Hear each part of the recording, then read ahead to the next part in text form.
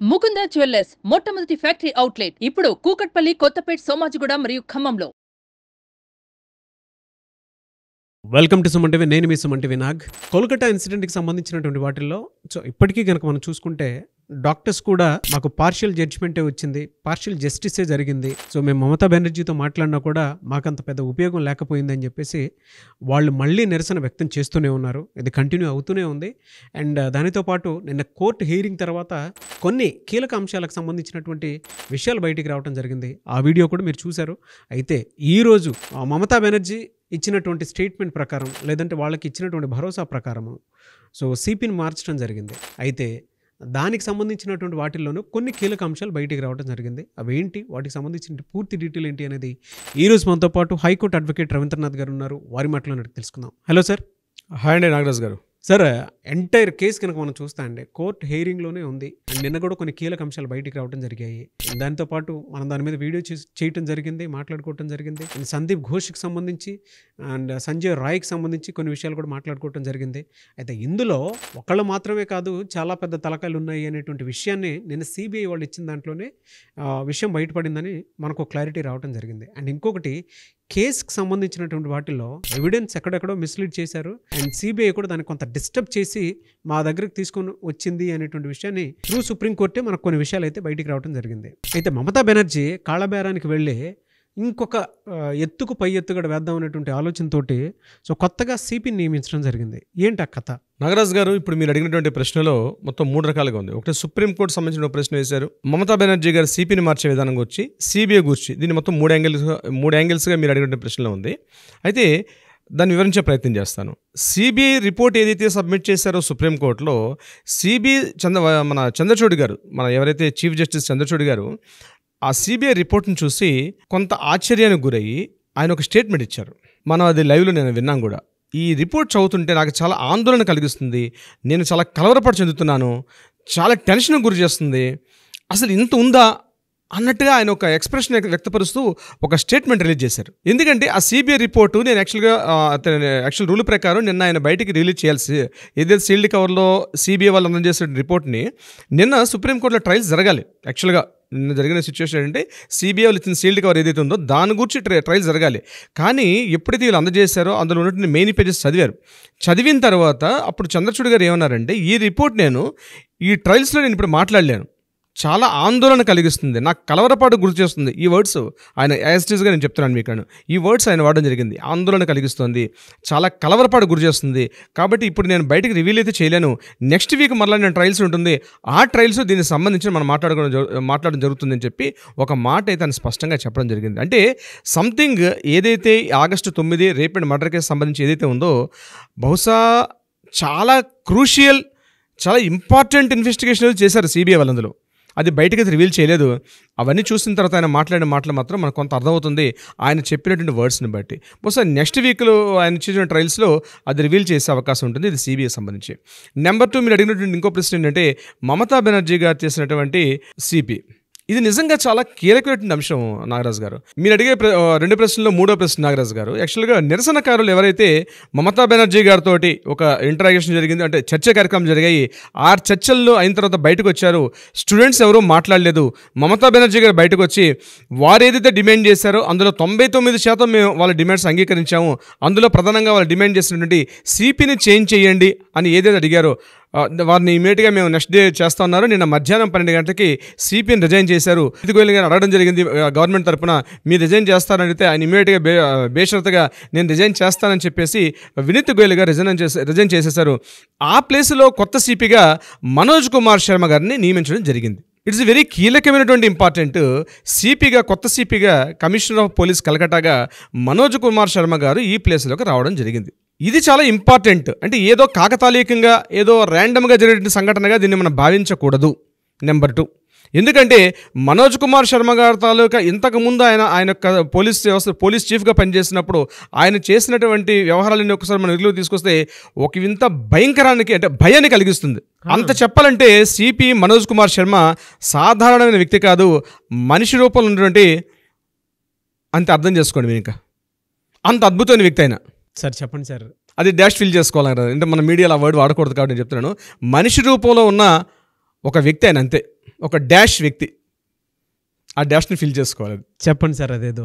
మనోజ్ కుమార్ శర్మ గారు 2000 సంవత్సరంలో వెస్ట్ బెంగాల్లో మావోయిస్టుల తిరుగుబాటులో, అంటే ముఖ్యంగా ఈ వెస్ట్ మిడ్నాపూరు, అలాగే బంకూరా, పురూలియా, అలాగే బీర్బం, ఈ 4 ప్రాంతాలు కలిగిన ప్రాంతాన్ని జంగల్ మహల్ అనేటువంటి ఒక ప్రదేశం ఉండేది.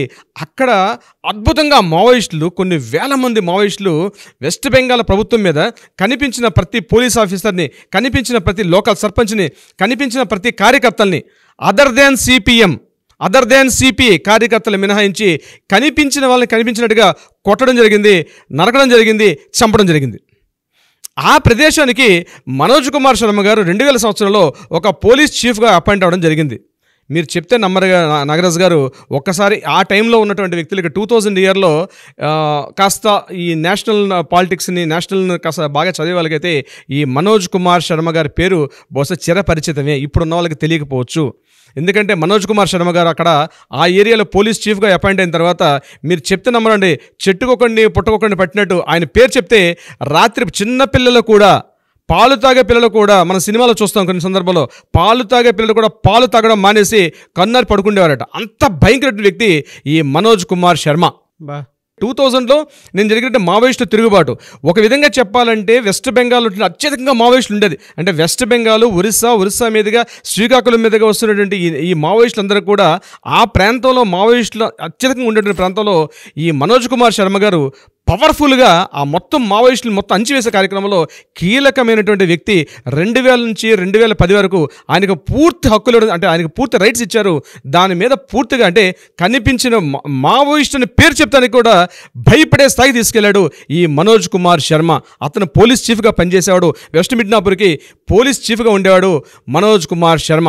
ఒక దశలో 2010, అంటే ఇంకా మమతా బెనర్జీ గారు ఇంకా సీఎంగా రాలేదు, ఈమె అప్పటికి సింగూరు, నందిగ్రామ్ ఈ ఉద్యమాలు చేస్తున్నారు. ఆ టైంలో అక్కడ వెస్ట్ మిడ్నాపూర్లో ఉన్నటువంటి ఆయన పోలీస్ చీఫ్ని తీసుకొచ్చి ఇంచుమించు మన నార్త్ కలకటా ప్రాంతానికి కూడా ఆయనకి పోలీసుగా అపాయింట్ చేయడం జరిగింది, అప్పుడు ఉన్నటువంటి సిపిఎం గవర్నమెంట్లో. అంటే ఆయన సిపిఎం ఏజెంట్గా పనిచేశాడని.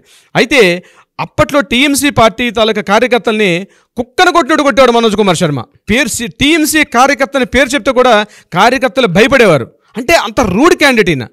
చివరికి మమతా బెనర్జీ కూడా ఆయనకి భయపడిపోయి, ఇతని సిపిఎం ఏజెంట్, ఇతను నేను పవర్లోకి వచ్చిన తర్వాత ఇతను క్షమాపణ చెప్తే కానీ నేను సీఎం పోస్టులోకి ఎక్కను అని మమతా బెనర్జీ గారు కూడా ఒకసారి స్టేట్మెంట్ ఇచ్చారు 2010 ఆ ప్రాంతంలో. సిపిఎం ఏజెంట్గా ముద్రపడినటువంటి మనోజ్ కుమార్ శర్మ లాంటి వ్యక్తిని తీసుకొని తను పవర్లోకి 2011 వచ్చిన తర్వాత కీలకమైన పదవుల్లో చాలా చోట్ల ఏర్పాటు చేశాడు. కానీ ఈరోజు కలకత్తా జరిగిన రేప్ అండ్ మర్డర్ కేసు తర్వాత ఆ క్యాండిడేట్ని తీసుకొచ్చి ఈరోజు కలకత్తా పోలీస్ కమిషనర్ని ఏర్పాటు చేయడం వెనకాల ఆంతర్యం ఏమిటి?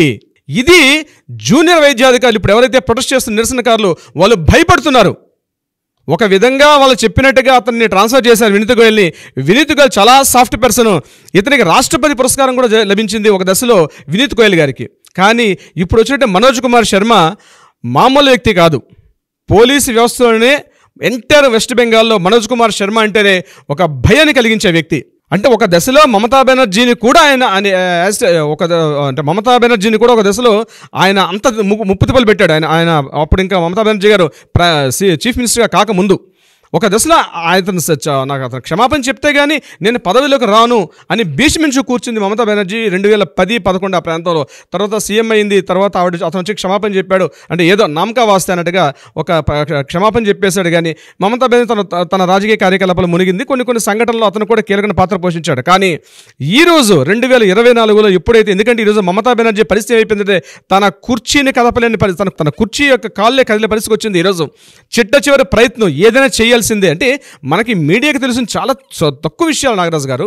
వెస్ట్ బెంగాల్ లోకల్ స్థానిక పత్రికలు అయితే దీని గురించి వేరే న్యూస్ లేదు. ఎంటైర్ త్రూఅవుట్ వెస్ట్ బెంగాల్లో ప్రతి లోకల్ పత్రిక ప్రతి 10 పేజీలు తీసుకుంటే ఫ్రమ్ ద ఫస్ట్ పేజ్ నుంచి లాస్ట్ 12th పేజ్ వరకు ఇదే కలకటా న్యూస్ తప్పించి వేరే న్యూస్ అనేది లేకుండా వేస్తున్నాయి ఈరోజు కలకటా వెస్ట్ బెంగాల్ పత్రికలు. వెస్ట్ బెంగాలీ భాషలు ఉన్నాయి కాబట్టి మనకు అర్థం కావట్లేదు. మనం అవన్నీ కూడా చదివి మనం తర్జుమా చేసుకుని ట్రాన్స్లేట్ చేసుకుని మన ఆడియన్స్కి మన వ్యూవర్స్కి అందించే ప్రయత్నం చేస్తున్నాను కొంతవరకు నేను.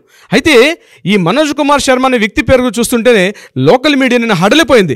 అసలు ఎక్స్పెక్ట్ చేయలే ఎవరు కూడా. మనోజ్ కుమార్ శర్మని తీసుకొచ్చి సిపిగా నియమిస్తారని కూడా ఎవ్వరు ఊహించలే.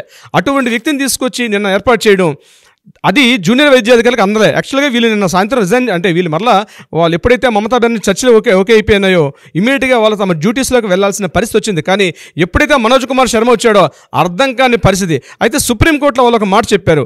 మనోజ్ కుమార్ శర్మ కూడా నాకు స్టేట్మెంట్ ఇచ్చాడు. ఏమన్నారంటే ఇప్పటివరకు మమతాతో చర్చలు చేసిన వాళ్ళు ఎవరైతే ఉన్నారో వాళ్ళకి మేము ఎటువంటి కేసులు కానీ ఎటువంటి వాళ్ళ మీద దాడులు ఏమి ఉండవు అని సుప్రీంకోర్టు చెప్పినప్పుడు కూడా అతని మాటని విశ్వసించలేని పరిస్థితుల్లో ఈరోజు జూనియర్ వైద్యాధికారులు ఉన్నారు. కాబట్టి రాబోయే పరిస్థితులు ఏమవుతుందండి, గంటకు ఒక నిమిషంగా మారిపోతుంది. అక్కడ ఏం జరుగుతాయో, ఏ సిచ్యువేషన్ ఎటువైపు వెళ్తాయన్నది ఈరోజు ప్రతి ఒక్కరూ వెయిట్ చేస్తూ చూస్తున్నాం. నాగరాజు గారు, గడిచిన కొద్ది రోజుల నుంచి కనుక చూస్తూ ఉంటానే మమతా బెనర్జీ సిస్టమ్ని ఎంత ఇన్ఫ్లుయెన్స్ చేసి, ఈవెన్ ప్రొటెస్టెంట్లను కూడా ఇన్ఫ్లుయెన్స్ చేసి వాళ్ళతో ఒక మీటింగ్ అని చెప్పి వాళ్ళ డిమాండ్లు ఏవైతే ఉన్నాయో నేను నెరవేరుస్తాను, నేను జస్టిస్ వచ్చేలా చేస్తానని చెప్పి లిటరలీ చెప్పాలి అని అంటే వాళ్ళని తీసుకొచ్చి బలిపశువుని చేసినట్టు చేశారు అంతే. అవునండి, లిటరల్గా వాళ్ళని తీసుకొచ్చి అంటే చెప్పకనే మంచి చేశానని ప్రజల్లోకి ఒకలాంటి సింపతిని కొట్టేసి దాని తర్వాత వాళ్ళ మీదకి ఒక మృగాన్ని వదిలారని చెప్పడంలో ఏమాత్రం సందేహం లేదు. ఇప్పుడు అవతల ఉన్నవాడు కూడా ఎలా అనంటే మనోజ్ అనేటువంటి పర్సన్ ఈవిడికే 30 తెప్పులు పెట్టించారనంటే ఆ రోజుల్లో ఒక పాయింట్లో అది ఇన్ఫ్లుయెన్షియల్ పాయింట్లో నుంచి చూసినప్పుడు, నెగిటివ్ పాయింట్లో నుంచి చూసినప్పుడు, పాజిటివ్ పాయింట్లో నుంచి చూసినప్పుడు ఆయన పవర్ఫుల్ అని తెలిసిన ఇప్పుడున్న సిస్టంలో అయితే చాలా సెన్సిటివ్ ఇష్యూ ఇది. ఈ ఇష్యూలో నేను మీకు జస్టిస్ చేస్తాను, నేను మీకు మీ హామీలు ఏవైతే ఉన్నాయో క్లియర్ చేస్తానని చెప్పి ఉన్న వాళ్ళని తీయించేసి అంతకంటే పవర్ఫుల్ అంటే మాట విన్నటువంటి వాళ్ళని తీసుకొచ్చి ఇందులో పెట్టేసి ఫుల్ రైట్స్ ఇచ్చేస్తున్నాము, మీరు ఏదైనా చేయండి, దీని మీద వాళ్ళు నోరు మూసేయాలి, బయటికి రాకూడదు అనేటువంటి ఆ ప్రయత్నమే కదా ఇదంతా. దీనికి సంబంధించిన ఏదేమైనా సరే అండి, మమతా బెనర్జీ అయితే ఇలాగే కొనసాగితే మాత్రం పవర్ లూజ్ అయ్యే అవకాశం ఉంది అని చెప్పడంలో ఏమాత్రం సందేహం లేదు. అంటే చిలికి గాలి వల్ల తయారవుతుంది అని చెప్పేసి అనడంలో ఇది అతిపెద్ద నిదర్శనం. ఎందుకంటే జస్టిస్ కావాలనుకున్నప్పుడు దానికోసం వాళ్ళతో పాటు ఉండి ఒక state CM, being health minister, being home minister, so law and ఆర్డర్ని మొత్తాన్ని ప్రొటెక్ట్ చేయాల్సినటువంటి పరిస్థితిలోకి తీసుకెళ్లకుండా మళ్ళీ దీన్ని పెద్ద చేసుకోవటం అనేది అది ఆవిడకే చెల్లిందేమో. అంటే ఇక్కడ ఒక విషయం నాగరాజు గారు, ఇది చిన్న విషయం కాదండి. ఇప్పుడు కలకడా సంఘటన జరిగింది, రేప్ అండ్ మర్డర్ జరిగింది, ఏదైతే జరిగిందో అది ఏదో ఒక సంజయ్ అనే వ్యక్తి వెళ్ళాడు చేసేసాడంటే బహుశా ఇది ఆ విషయం కాదు. ఇది ఈరోజు ఇంతమంది నిరసనకారులు వేలాది మంది రోడ్ల మీదకి వచ్చి నిరసన చేస్తారంటే ఆ సంఘటన, దీని వెనకాల మనం ఆల్రెడీ నిన్న ఒక వీడియో చేసాం. అదే మనకి నార్త్ బెంగాల్ లాబీ అని చెప్పడం జరిగింది. దీని వెనకాల చాలా పెద్ద ఒక మాఫియా డాన్స్ నడుస్తున్నారు. సో దాన్ని నడిపించాలి అంటే చాలా పెద్ద వ్యక్తులు బయటకు వచ్చే అవకాశం ఉంది. సో వాళ్ళందరినీ ప్రొటెక్ట్ చేయాలి, ఈరోజు ఆ వ్యవస్థను మొత్తం కంట్రోల్ చేయాలి, ఏదో చేయాలి. ప్రొటెక్ట్ చేయడం కాదు, ఏదో చేయాలంటే ఇలాంటి వ్యక్తి రావాలనే ఉద్దేశంతో బెనర్జీ గారు చేస్తున్నారు. మన ఈ యాంగిల్లో చూస్తే ఇది బహుశా చిన్న విషయం, కానీ పైన మనం డ్రోన్ వ్యూతో చేస్తే మాత్రం చాలా పెద్ద ఇష్యూ ఇది. ఈ సెప్టెంబర్ 25 నాడు దీన్ని కొనసాగింపుకి మీరు ఏదో చెప్తున్నారు నాగరాజు గారు, దాన్ని కొనసాగింపుగా నేను చెప్పేది ఏంటంటే సెప్టెంబర్ 25 నాడు ఎంటైర్ బీజేపీ పార్టీ వాళ్ళు మొత్తం జిల్లా వ్యాప్తంగా, రాష్ట్ర వ్యాప్తంగా, ముఖ్యంగా కలకత్తా మహానగరంలో ప్రతి గల్లీలో కూడా సమ్మెలు చేస్తామని ఈరోజు 1 గంట క్రితం వాళ్ళు అనౌన్స్ చేయడం కూడా జరిగింది. జస్ట్ ఒక 1 అవర్ బ్యాక్ మేము ఆందోళన చేస్తాం, మేము నిరసన తెలుపుతే ఒకవేళ వైద్యాధికారులు వాళ్ళు ఏదైతే మన జూనియర్ డాక్టర్స్ వాళ్ళ సమ్మెను విరమించినా సరే మేము ఈ నుంచి డెవలప్ చేస్తాం. సెప్టెంబర్ 18 నుంచి 25 వరకు ప్రతి గల్లీలో మేము నిరసన తెలుపుతాం. సెప్టెంబర్ 25 నాడు చలో కాళీఘాట్ అంటే మమతా బెనర్జీ ఎక్కడైతే నివాసం ఉందో ఆ ప్రాంతాన్ని చలో కాళీఘాట్ అనేటువంటి కార్యక్రమాన్ని ఏర్పాటు చేసి కొన్ని వేలాదిగా మేము సెప్టెంబర్ 25 నాడు మేము ఆ కాళీఘాట్ ప్రాంతాన్ని మేము టోటల్గా ఆక్యుపై చేసి మా నిరసన తెలుపుతామని మొత్తం రాష్ట్ర వ్యాప్తంగా బీజేపీ నాయకులు ఈ రోజు దాన్ని డిక్లేర్ చేయడం కూడా జరిగింది. బహుశా ఏమో చూద్దాం నాగరాజు గారు. నరమాంస భక్షకులు అంటారు కదా, అటువంటి వాటిల్లో బలైపోయిందని చెప్పడంలో ఏమాత్రం అది లేదు సార్ అసలు. అందుకే అంటే కలకటా కూడా దీనికి జస్టిస్ రావాలని చెప్పేసి కోరుకుంటుంది. నిజం సార్, అంటే మీరు రోజు కొద్ది మనం లోపల డెప్త్గా మాట్లాడుకుంటూ ఉన్నాం కదా, నాకు ఒక విషయం అర్థమైంది ఏంటనంటే జరిగింది చిన్నది కాదు, చాలా పెద్దది. మన ఇంట్లో సమస్యను మనం చేసుకుంటూ వెళ్ళిపోతూ ఉన్నాము. బట్ దీనిపైన మాత్రం ఇది ఒక చరిత్రకు నాందండి. ఒక మంచి జరిగింది అని అంటే చరిత్రకు నాంది, ఒక మార్పుకు నాంది అని చెప్పడంలో మాత్రం సందేహం లేదు. ఏదైనా we want justice, we demand justice. Thank you so much Ravindranath గారు.